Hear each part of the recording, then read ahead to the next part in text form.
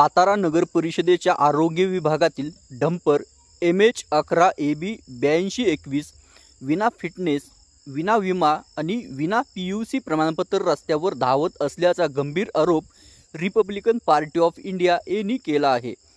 या वाहनाचे फिटनेस प्रमाणपत्र 28 जानेवारी 2015 रोजी संपले असून तब्बल 11 वर्षापासून वाहन नियमांचे उल्लंघन करून वापरले जात असल्याचा दावा करण्यात आला आहे।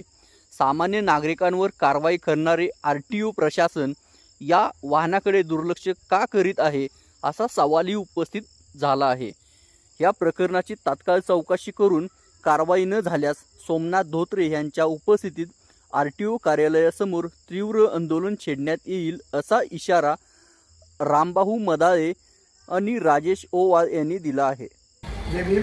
मी Republican party of India Satara जिल्हा कार्याध्यक्ष राजेश ओवाळ। मी एक निवेदन दिलेलं आहे।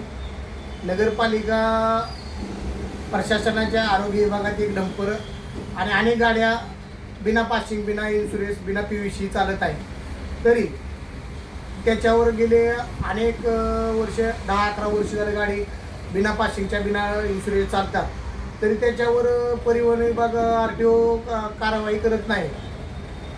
आणि सामान्य माणसाला म्हणले की 1-2 महिने 4 महिने पासिंग नसले तर गाडी सामान्य माणसाला बरोबर दंड करतात। आणि नगरपालिकेच्या बिना पासिंग, बिना इन्शुरन्स गाड्या चालतात रस्त्याने, तरी त्यांना काही RTO करत नाही का?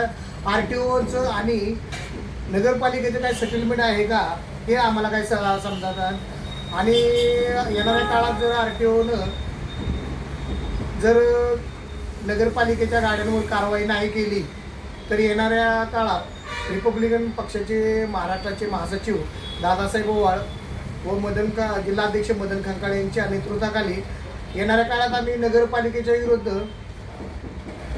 RTO कार्यालयासमोर या गाड्यांवर कारवाई करा म्हणून बोंबाबोंब आंदोलन करणार। नितेश गायकवाड, सातारा शहर अध्यक्ष, रिपब्लिकन पार्टी ऑफ इंडिया। नगरपालिकेचा हा गैरव्यवहार, गाड्या गेले 11 वर्ष त्यांनी PUC काही त्यांचं भरलं कर नाही भरलेला, पासिंग ही अजिबात केलेली नाही।